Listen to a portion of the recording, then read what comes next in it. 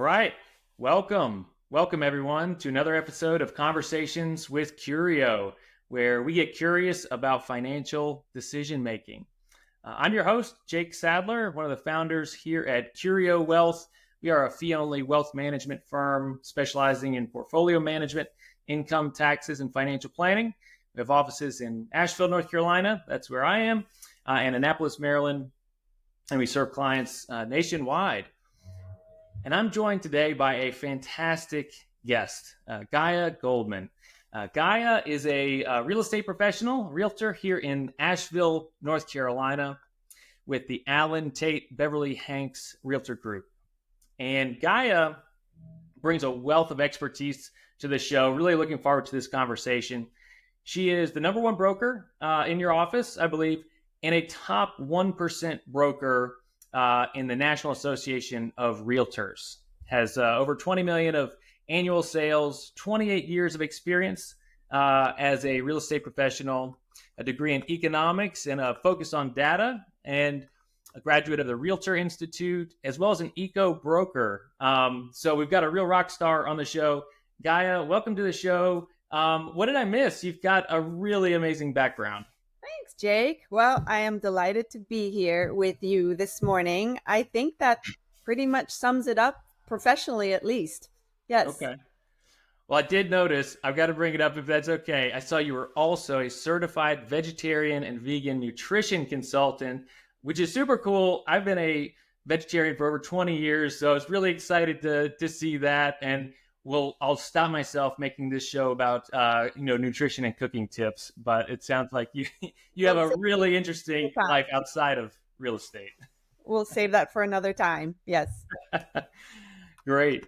Well, Gaia, just to kick it off this morning, want to talk about, really, buying and selling over $1 million. We're talking about, new homes, and would love to get your perspective on kind of how the market has shifted. I know you have a lot of expertise here in the local market in Asheville. But I mean, when we're looking at home prices over $1 million, how have we seen that change, in recent years, in recent months? It's really been noticeable. And I can tell you, I remember a time 10 years ago or so when my career started here in Asheville where we saw 5 or 6 homes sell over $1 million in a year. It was very much the exception to our market. And now if I look at the stats, we actually have second quarter stats that just came out yesterday. In the 9 counties that Allen Tate Beverly Hanks covers, so Buncombe County, but also the counties surrounding it, we have had 282 closed sales in one quarter. So the second quarter of 2024, over $1 million. We've had 5 homes close in that footprint over $6 million. Wow. So there are homes that are selling day in, day out in that $4 or $5 million price bracket that we would never have seen even 5 or 6 years ago.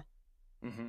So that's kind of almost just those numbers that you just gave. I mean, kind of rewind where you were selling, kind of 5 or 6 houses over $1 million. I think you said in a year, and now we're looking at, that number in a quarter for houses over 5 million. Exactly. It's just been a runaway train, really. We've had 213 closed sales this quarter between 1 and 2 million. Wow. Wow. And so, I mean, as prices have gone up, I mean, how has that impacted the folks that you're working with, whether, buyers or sellers? I mean, is this a concern to folks? Are they maybe a concern if they're a buyer, maybe they're excited if they're a seller? Like, how has this price appreciation been impacting the folks that you're working with? I would say that this segment of the market plays a pivotal role now in the overall market. Cash transactions continue to thrive in the million plus range. Mm-hmm. In the period we're discussing, quarter 2, which is April, May, June of this year, we have had 66% of the homes that have closed over $1 million were cash purchases. So Mm-hmm. the implications of that are interesting to me. These are people who are typically upgrading from within our area or relocating to Asheville from large metro areas and more expensive markets where $2 to $3 million still feel affordable, and they feel Mm-hmm. that this area gives them a lot of value at that price point. Uh, Mm-hmm. it's it's a clientele who doesn't care much about interest rates, for instance, which is, Sure. interest rates have made the headlines for months and months now with Mm-hmm. uh, the fact that they kind of more than tripled in the last 18 months. But these are people who really are not affected by that. What Yeah. makes them what what concerns them, I'd say, are fluctuations in the stock market Mm-hmm. Mm-hmm. because their funds are held in portfolios like the ones you manage. And so Mm-hmm. when the stock market starts to feel a little volatile, that's when they become a little more conservative. But with the way the stock market's been this year, it's fueled a lot of confidence Mm-hmm. in these purchases that we're seeing.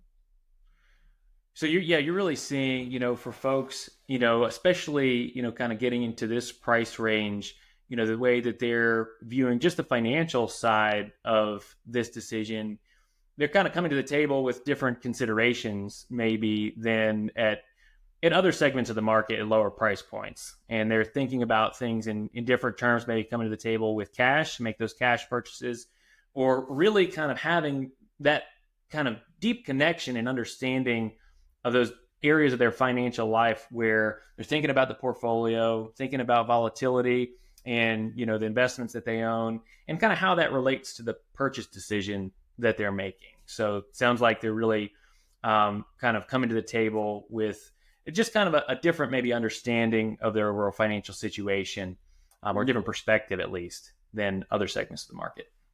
Right. And it's this is a savvy buyer who is in this upper echelon of the market, and they are able to have pretty sophisticated conversations about the pros and cons of how they structure a transaction.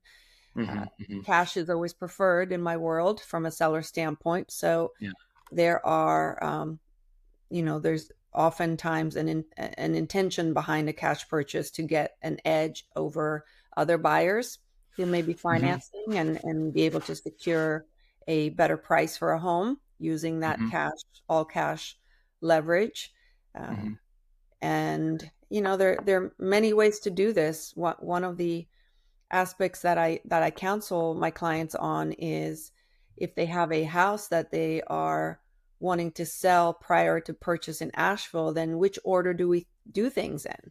Are Mm-hmm. we are they putting that home on the market first, knowing that the odds of finding their dream home in Asheville during that short window, right, when they Yeah. have their home under contract, the odds are pretty slim. So that usually spells out a double move where they then Okay. have to come to Asheville on a short-term rental situation while we look for the perfect home? Mm-hmm, Or mm-hmm, does it make sense to borrow against their investments and pay themselves back later? People do that mm-hmm. too a lot. Yep. Or or keep the home that you currently have and maybe at that point obtain a temporary mortgage to bridge the Yep. gap between the two using the new home as collateral. There are some considerations too with borrowing against one's existing home. Mm-hmm. Uh, I occasionally hear, well, I'll just get an equity line on my home, and that's fine, but it takes a while to get an equity line, and your home cannot be on the market while you're applying for a home equity line. So it's Yeah. not a clear cut. So It's I, not I, clear. Yeah. I would like to add that year over year, our inventory in the upper segment of the market has increased dramatically, though, and that is a trend that will be interesting to watch.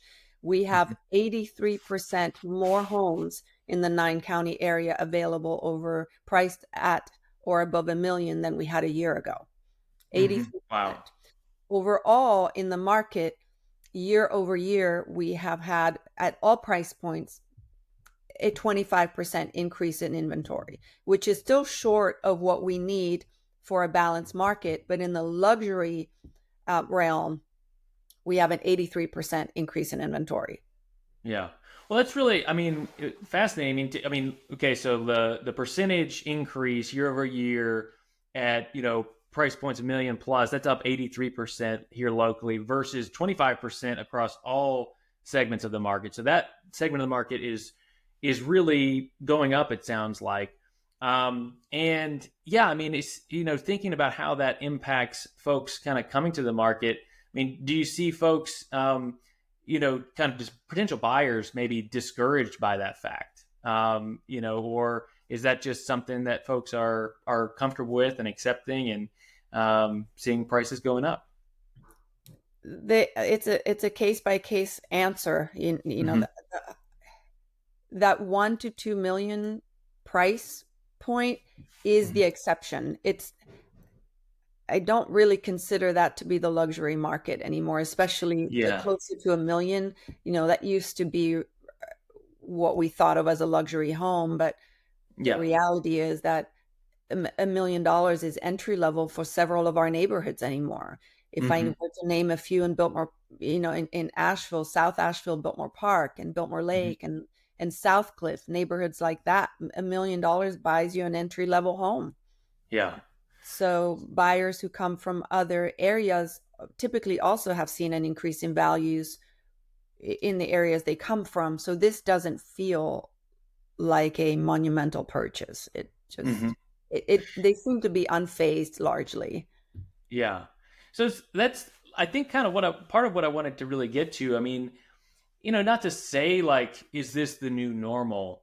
But I mean, is it the new normal? For folks, as the market is appreciated over time, um, in your experience, I mean, do buyers or sellers, do their expectations keep up with where the market is, or does it kind of lag behind? Are folks still living in a market that's 5 years ago and they see prices over a million and it's really discouraging, or have those expectations kind of kept up and say, okay, this is the new normal? I think we're waving the Men in Black magic wand where we're just sort of forgetting, right? And it's that holds true for home prices. It holds true for interest rates. The market is showing us that not every a lot of people are not deterred by what interest rates are doing. We're kind of forgetting. We're starting to Mm-hmm. forget and leave in the rearview mirror what things were 2 years ago, because ultimately that's not helpful. People have to move Right. on with their lives. They want to access good quality of life for their family. And one saying that I've adopted, that I've heard in my industry, is relating to interest rates and the little bit of trauma that went around, or along with feeling that someone missed the boat with interest rates in the twos and threes. Is Mm-hmm. I've been telling people, marry the house, date the rate, and do what everyone will do a year, 18 months from now when the rates settle lower, which is fully expected they will. Just refinance, but in the Yeah. meantime, enjoy your home. The mortgage industry has offered up some solutions to help even the $1 million plus homes feel more affordable. There are 2-1 buy down programs where a seller can buy the rate down by 2% Mm-hmm. the first year. So a 6.5% rate becomes a 4.5% rate for year one. And then on year two, it bumps up to 5.5%. And on year three, it goes back to where it would have started at 6.5%. But that helps someone enter into home ownership for the home that they want, knowing that there will be a 24-month window during which a Mm-hmm. refinance can happen when rates settle. So there's been some creativity that I've appreciated, and I think ultimately has mitigated some of the sting and alleviated some of the upfront costs to homeownership, given the environment we're in. Yeah, I love that expression. Marry the house, date the rate, and it really speaks to, at least from our perspective, and we're really just talking about your primary residence. From our perspective, I mean, it's a major financial decision, but it's also a deeply personal decision. And where you spend your time, where where you live your life, it matters. And so, really having an eye on and a focus on that element of the decision is very important to us because, like you said, I mean, with the date, the rate, the financial details can sort themselves out over time, and the situation can change, rates drop, you can refinance, but really think about the decision from that personal aspect and focus on what do you really have control over in this decision, what's really important to you right now, and then find a way so that the numbers line up appropriately. So I like that there's some creative solutions on the financing front as well. Well, I'd love to hear. I think it's got really a good segue, in our conversation to I think some concrete tips if you have any. Yep. For buyers, maybe we'll do buyers first, and then sellers.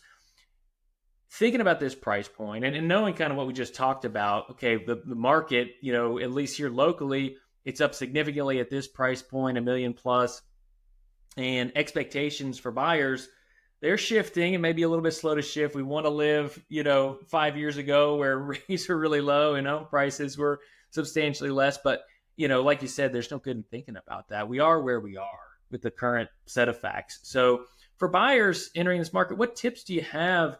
$1 million can seem daunting for someone maybe entering into that price point for the first time. What should they be thinking about? Well, great. So in addition to marrying the house and dating the rate, which Mhm. helps put some perspective around the financial side of it, I would say uh, to make an offer as attractive as possible to a seller. I've had several transactions this year. I've closed 29 homes and about $32 million of real estate since January 1. And I have seen buyers get creative with concessions with the sellers. So, for Mm. instance, I've had several, to our point earlier about how someone would put a house on the market not really knowing where they're going yet, and if Mhm. they'll be able to find a home to replace it, and the anxiety that arises out of that. One way a buyer can mitigate that for sellers to say, look, we'll close in 30 days, but then how about you rent the house back from me for 60 days after that, 90 days Yeah. after that? So you have cash in hand, cash in the Mhm. bank, position yourself as a cash buyer or a strong buyer without a contingency to find the replacement home. All the while, you get to stay in your home. You don't have storage costs for furniture. You don't have to move twice with all of the headache and uncertainty that goes around that. So that's a very effective way that a buyer, if that buyer is in a position where they can offer that facility to a seller. So if a Mhm. buyer, for instance, already has a home and they don't have to be out of their own home or has a rental where the lease doesn't run out for a few months post closing, just offer that up. I've seen it put an offer over the edge many times this year, even an offer that Mhm. maybe was a little lower in terms of price. If it had that Mm. ability Mhm. to let the seller stay, there's that intangible value to it that does not go unnoticed. I Mhm. would say Mhm. a second tip for buyers would be that in North Carolina, our contracts allow a buyer to terminate a contract for no reason, essentially. A buyer can Mhm. have a change of heart later and or find a home they like better along the way and Mhm. terminate a contract. And one way to reassure a seller against that happening is to offer uh, a generous due diligence fee. That is that Mhm. first deposit that is made by a buyer that is non-refundable and essentially becomes, I call it the consolation prize for the seller. If that Right. buyer terminates or is unable to get to the closing table, that seller Mhm. keeps that money. And to give a generous amount up front shows is a direct expression of a buyer's level of interest and Mhm. seriousness and commitment to the home, and ensures that the seller has something if that buyer later doesn't perform as they are Mhm. contractually obligated to perform. So those would be uh, two effective tools to incentivize a seller to work with you, to let Mhm. them stay in the home, and to show them you're serious through a non-refundable deposit. I would say a third one would be that unless you've lived in the forest, you know that there is a big lawsuit that is in the process of settling that as of this coming Tuesday will change the rules of engagement in this buying and selling real estate environment, where it's injecting a level of complexity that we haven't had and the market does not love to have. As any industry in the country, friction is always difficult to navigate. Hmm. Hmm. And this settlement is complicating things. So having a professional, savvy, experienced, resourceful, patient, well spoken, well articulated broker to assist you in the process is a real asset to have. So I would recommend that people entering the market as buyers, and I'll say the same thing about sellers when we get to that, but people Hmm. entering the market be very deliberate with their choice of broker and who's going to Hmm. represent them to navigate um, a situation that's gotten more complicated. Yeah. Well, no doubt. I mean, I think I'm hearing that in a lot of ways in those tips that you have, where someone wanting to just go it alone, or not be intentional about who they're working with in a purchase over seven figures is probably the largest purchase you're going to make in your financial life, at least for most folks. So being really intentional about who you're working with, because it matters what they bring to the table. Someone like you has the experience to see, kind of navigate the market and navigate, okay, here's where you're positioned in the market, and here's what sellers are responding to, here's what they're not responding to.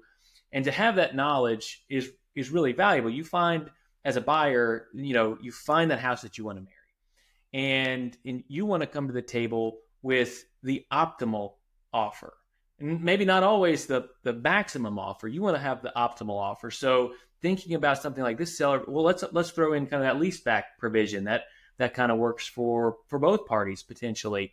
Thinking about the due diligence. So let's show the buyer that we're really committed to this, increase that due diligence fee. But at the same time, we as buyers want to be very careful in doing our own due diligence, because we're spending a lot of money and we want to make sure that we are putting that money into a reasonably safe place. So I imagine, navigating the inspections, any negotiations around what you find in an inspection, that's all extremely important, and probably more important as the price goes up, and navigating complexities, things like the settlement that you mentioned. So that's really all speaking to working with somebody who knows what they're doing. Right. So, And don't be afraid to ask that broker for their stats, for their track record. This is a yeah. time where it's important just to verify that the person you hire, who is going to walk alongside you and be your boots on the ground, be your advocate, Hmm. be the person who negotiates on your behalf, knows what they're doing, has a track record, has Hmm. positive testimonials and references that they can supply, and also knows in a quantifiable and measurable way had to convey to you that they can do the job they tell you they can do.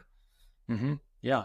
Yeah. I mean, it's, as for someone in your position, you're making deals happen, and you're representing, talking about buyers, you're representing the buyer's interests, and you're protective over their interests, and you have their best interest in mind, in the advice that you're giving them. So that's all extremely important. Well, what about on the flip side? I mean, what are sellers thinking about? What are some tips that, if we're looking at that price point over $1 million, what should sellers really be focused on as they come to the table and bring their home to the market? Well, great question. So another one of my sayings is that sellers still think it's 2021 and buyers think it's 2025, in the sense that in 2021 and 2022 we had that pandemic fueled craziness in the market that caused our Western North Carolina market to appreciate by 2020 by 22% in 2021 and another 19% in 2022. So that's an excess of 40% appreciation in just 2 years. Never seen that in the 28 years that I've been selling real estate full time. So there was a time when a seller could essentially put a house on the market for any amount and have reasonable expectations that some desperate buyer from California or the Midwest or Chicago, New York would just send a check willy nilly, not really uh, Yeah. negotiating or trying to bring the price down. That is no longer the case, especially in the luxury realm, in the luxury market. If we have 83% more listings year over year, if you read between the lines, that means it's more competitive. And yes, prices have gone up substantially, but there is more competition than there was a year ago. So I would say a piece of advice for sellers is resist the urge to overprice. Yeah. It's tempting. And if we live in that bubble of still being 2 years ago, I can see why someone would just tack on a random 5-10% to what the market data shows their home is worth. But I Yeah. would say hire a broker who is data driven, who can provide you with the metrics and also help you interpret those metrics so that you can have a really clear picture of what buyers are paying for homes that are comparable to yours, and then align with fair market value in terms of Yeah. pricing strategy. What that will accomplish is presenting the house to the market as a value home that will get the attention of the buyers who are buzzing around your neighborhood, who are sort of hovering, waiting for the right home to become available. If the marketing is done in a way that is professional, effective, compelling, that marketing will draw buyers to your well-priced home, and with some finessing will likely cause more than one buyer to be interested in your home at the same time and fall in love, which will in turn promote an environment where multiple offers are likely, or we maximize the odds of receiving multiple offers. And through the heated process that ensued in a multiple offer situation, that seller could do quite well with the price escalating higher due to more than one buyer vying for the home at the same time. Yeah. So a home that's well priced in a sought after neighborhood, that in a home that is in good condition, is likely to get multiple offers and land the seller in a more favorable price point than they would have had they priced the home 5-10% higher, had to have a couple of price reductions. Yeah. We see homes go stale on the market and sit on the shelf, and once a home goes stale, you just can't rewind the clock on it.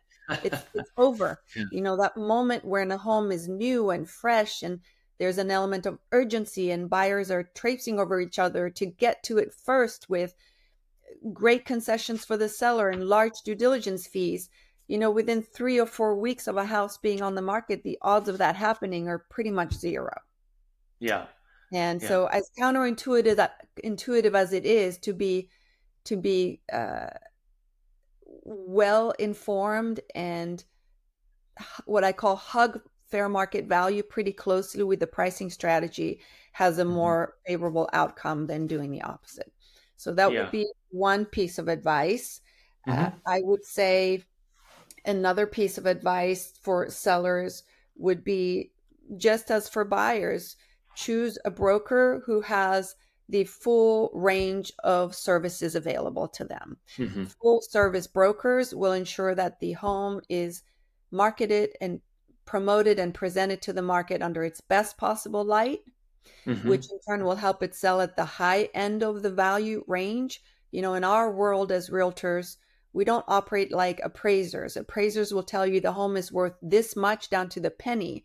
But the reality is that homes sell within a range of value. And that range of value is predicated in large measure on the quality of the marketing and the advertising and the exposure the home gets to the market, and the negotiating abilities of the broker you hire to be your representative. So if by choosing a full service broker who will deploy all of their resources and use all the advertising and marketing channels, the odds of the home selling at the high end of the range are way greater. And my third piece of advice would be, again, relating back to the lawsuit, the NAR lawsuit and the subsequent settlement, resist the urge to not compensate a buyer agent. It's important to incentivize buyers in the market to come to your home, knowing that they will be compensated if they show your home, so that they will be excited to come and show your home. They will be excited to talk it up to their buyers and, be a partner in the sale of the home. Yeah.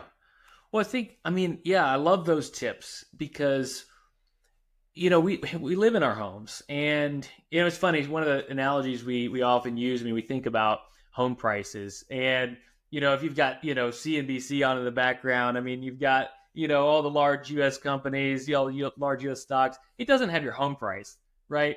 It doesn't have Gaia's house, price listed on the Jake's house price listed on the bottom, Right. and but yet these are really important assets for most people on their balance sheet. And when you come to the market, whether, we're talking about sellers in particular right now, getting that price right, that's extremely important because there's not a ticker that's telling you the price every day. You really, when you do come to the market, you have to have that data driven perspective and evidence to say, okay, this is how much we can likely sell the house for. This is what the market supports. We have evidence to say this is what the market supports. And if you get it wrong, if you get greedy or fearful in that process, you're going to walk away with less, most likely. And that's what you were talking about just a moment ago. I mean, you work with a broker who focuses on the evidence and focus on what you can control. Your odds are better that you're going to get more for your property. And so navigating the market, and again, the price isn't on the bottom of the screen on CNBC. You've got to bring a buyer and a seller together to agree on a price. That's the market. And it requires a broker with experience in the middle to really do that correctly. And I know there's a cost. And when you compare that cost, especially as we are looking at this price point, the cost versus the value is immense. And so the cost of doing business, I mean, you sell, stocks or bonds in the open market, there's a cost for doing that. There's a broker settling that trade. And it's no different, and it's bringing people together to settle on a price, and you want to get it right. Well, in a market that is fluctuating as ours is, in the absence of a professional to help interpret the data and gather current data, the average consumer only has Zestimates as their source of Right. of knowledge on the value of their home, and we know that Zestimates are wildly inaccurate. One Yeah. study I saw recently said that they're more than 20% off, Mm-hmm. either too high or too low, more Mm-hmm. than 80% of the time. You wouldn't Yeah. want to base one of the most important financial moves of your life on a an algorithm that is more than 20% wrong, more Mm-hmm. than No. 80% of the time. So, yeah. No doubt about it. I mean, it's one thing, I love that you're talking about the Zillow estimate, the Zestimate, and if you're just putting together your balance sheet, you want to plug a price in, okay, you're just tracking that kind of progress generally over time. But when you come to the market, again, I love that, really speaking to the importance of getting that price right. That matters. And it's worth the cost of working with a professional broker to get it right, because again, you could walk away with far less if you don't get that right. Well, and Um, not only that, but I don't know if you have kids. I have two kids. Mine are grown now, but there was a time where if you looked at my ceiling, there was probably spaghetti hanging off of it. And all this to say, we don't sell our homes the way we live in our homes. And to have yeah. a professional come through and take a unbiased look at the home, make recommendations, someone who has resources to help spruce up the home, whether it's decluttering, whether it's painting, whether it's rearranging some of the furniture, whether it's sprucing up the landscaping, all of those things matter a great deal, especially in the highest brackets, Yeah. because people are buying more than the four walls and the roof. They're buying a lifestyle, they're buying an Mhm. idea, they're buying an intangible advantage they perceive the home will bring them. And so the Mhm. home has to measure up to that. And Mhm. this is a time in the market where if there are 83% more homes for sale than there were a year ago, one way we get an edge is to make the home look its very best. Yeah. And, we live in a very visual society where I take great pride in writing the most amazing narrative about my homes and capturing the essence of the home. Yeah. The reality is no one reads that. You know Yeah. why? They look at pictures and they look at the photos and they look at the video and they look at the marketing materials. And if they're underwhelmed, they swipe left Yeah. No and it's doubt. next. So knowing that, one of the jobs that I have and what I breathe and live every day is how do I promote my listings in the most favorable light? I liken it to if you were in the market for a diamond. You Hmm. have options in buying a diamond. You can go to the mall, you can go to Zales, and you can buy your diamond at a reasonable price, maybe discounted price, or Hmm. you can go to Fifth Avenue and go to Tiffany's. Yeah. And it's ostensibly a diamond in both situations, but the one at Tiffany's comes with the black box and the red bow and the experience. And you will Yes. see more for that one diamond. And I look at every one of my homes as a diamond, and how do I put the red bow on it in a way that allows it to be uh to be desired. Yeah, I think that's a great place to kind of wrap up because something that's really important to us is to recognize the fact that financial decisions are human decisions, and if you're a seller, think about that human perspective, and it's not you're not trying to trick a buyer into seeing something that's not there. You're trying to show what's there in its best light and allow them the experience when they look at those photos, when they come through the house multiple times, that they're going to have that human experience. They're going to be able to see themselves and their lives there. And same thing for a buyer. It's to recognize, okay, let's think realistically because we come into the house, we can see a life that looks great, and we see things that we want to, maybe improve upon. But you also got to think about the spaghetti on the ceiling. I do have kids, and think about actually living in that space and what day to day life is going to be like in that space. So really, kind of bringing it back to that human side of a really important financial decision. I think that's a great place to close up for today. So. Absolutely. Well, Gaia, any last thoughts from your end? Today really appreciate the perspectives and the tips and the conversation. And Gaia, you and I have had a chance to work together with mutual clients, and so absolutely, I can say everything that you've brought to light today holds true. For folks, and we'll have your contact information, down below. And but anything else that you wanted to throw out there? I would just say, this was a rich conversation we've had, and I would just leave you with the notion that we live in abundance. These mountains nurture us, they cradle us. We live in a beautiful place. We're deeply blessed to have each other and to have these mountains surrounding us. And collectively, I firmly believe that what we focus on expands. So if we focus on all the abundance and the blessings, we'll live good lives, no matter where we are on the continuum of home values and all the other things we talked about today. Yeah, a rich life. Where you live matters for a lot of reasons. So, well, thanks again, Gaia. This has been a pleasure. Thanks everybody for tuning in. If you have any comments, please drop them below. And if you have any thoughts for a future episode, please let us know. Thanks, everybody.